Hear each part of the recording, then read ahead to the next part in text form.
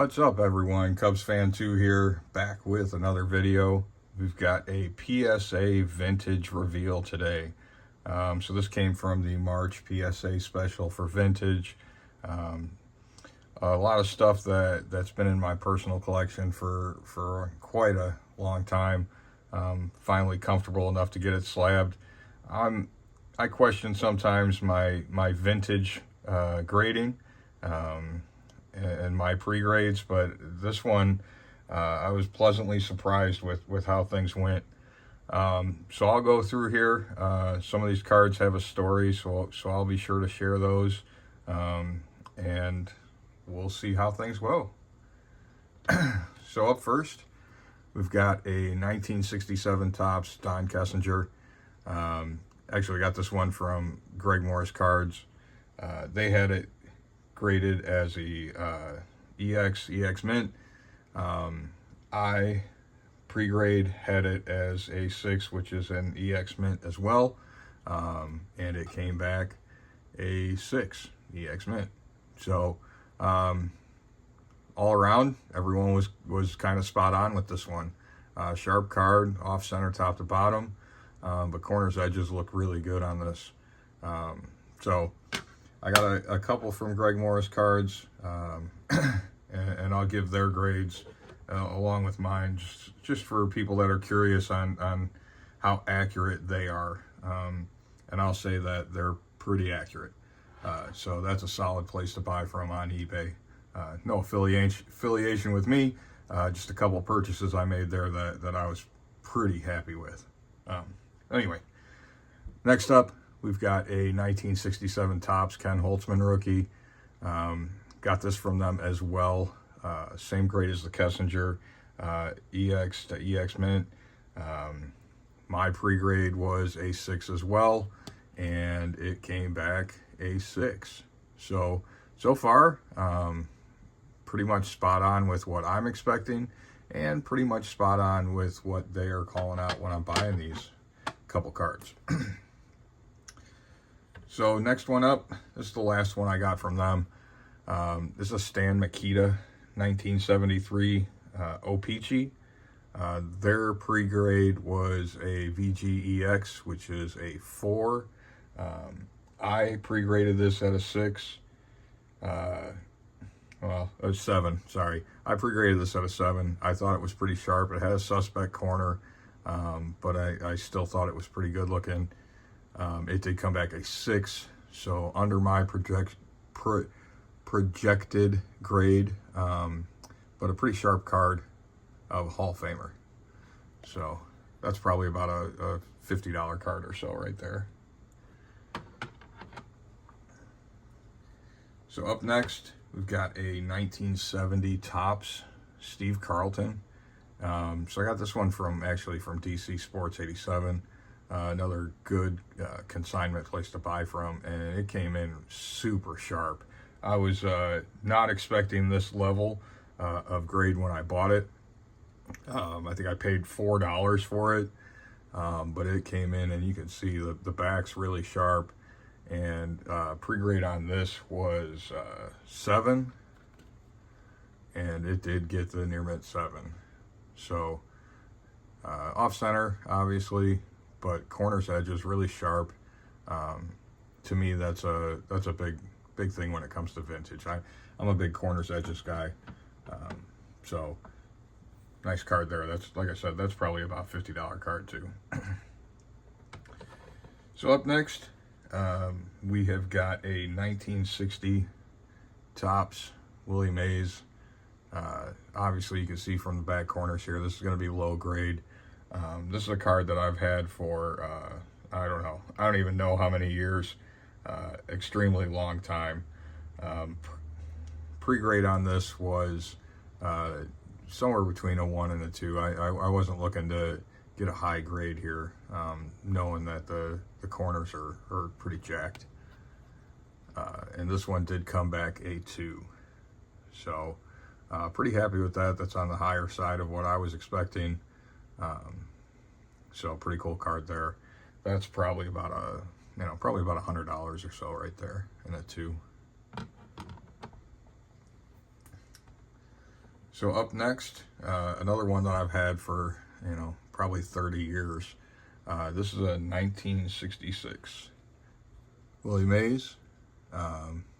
And what's funny about this card to me, I've had it for 30 years. I always assumed it was a 1966 Topps Willie Mays.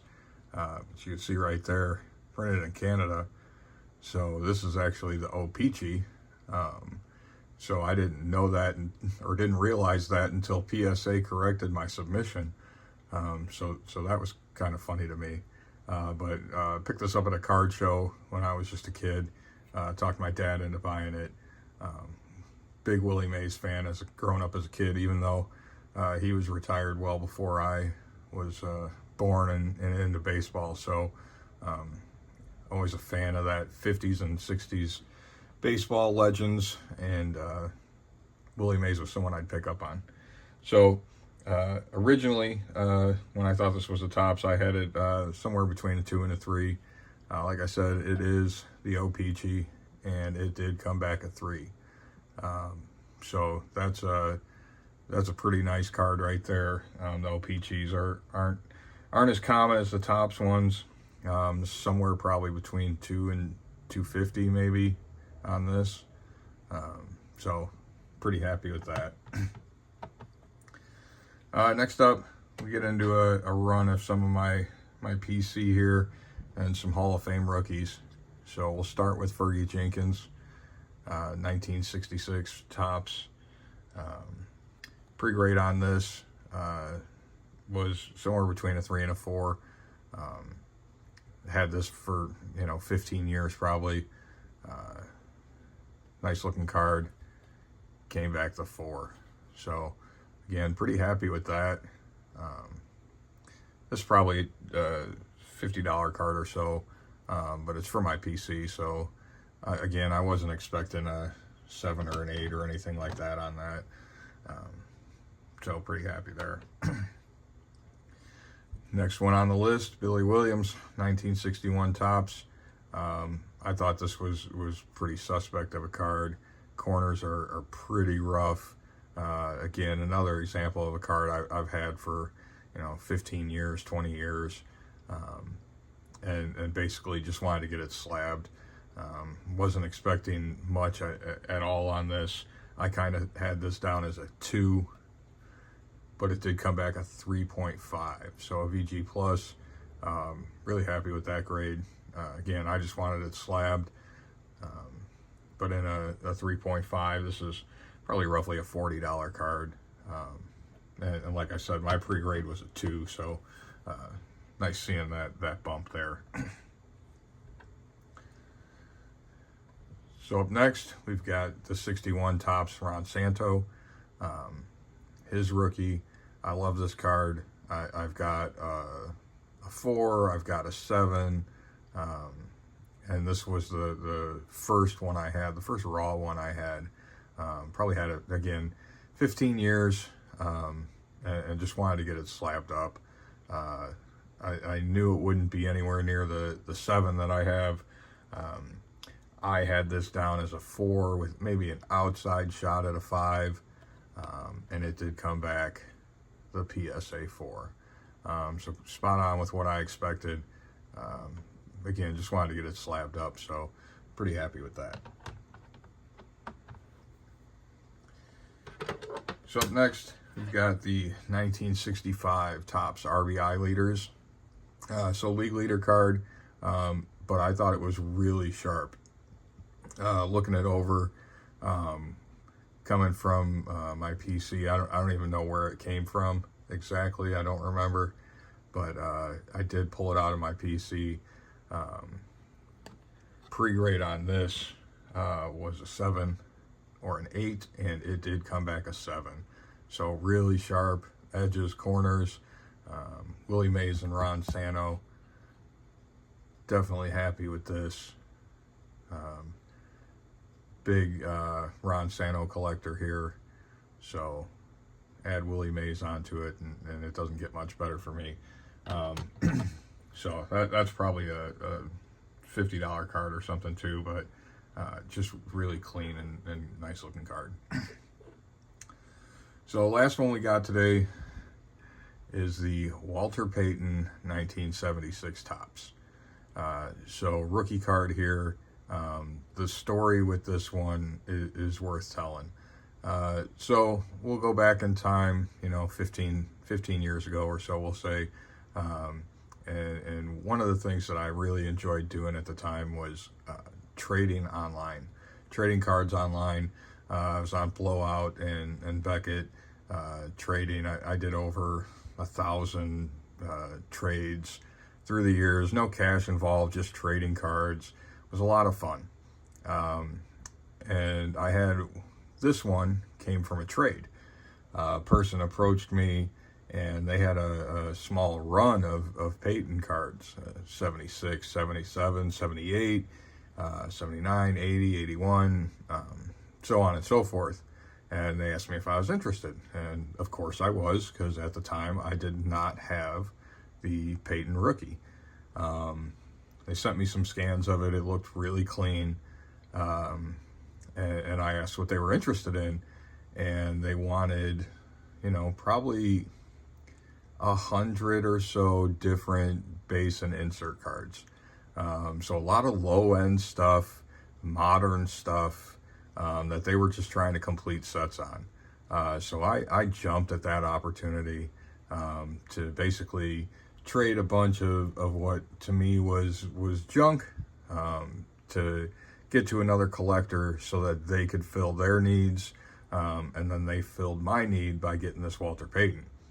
So through the years, I was always concerned that this was a counterfeit Walter Payton, just because it looked sharp and someone was willing to trade it for a bunch of base and insert cards. But as you can see in the slab, it is not. It is an authentic rookie. Came back again. Look at that. The back is super clean. And I thought that if this thing was actually going to get graded, it would be somewhere between a 5 and a 6. And we got the 6. So super, super happy with that. As you can see, really sharp all around, off center, but that's an authentic Walter Payton rookie in a 6.